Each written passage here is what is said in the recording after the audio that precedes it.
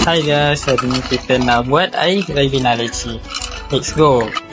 So bahan-bahan dia ialah lychee, daun pudina, gula dan cordial Ribena. Lepas tu kita letakkan ais ke dalam jug dan tuangkan air lychee.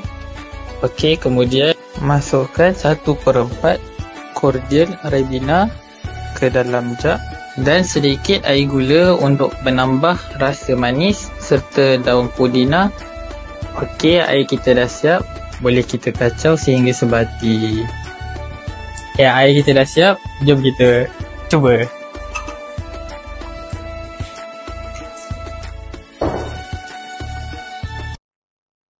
Rich talents.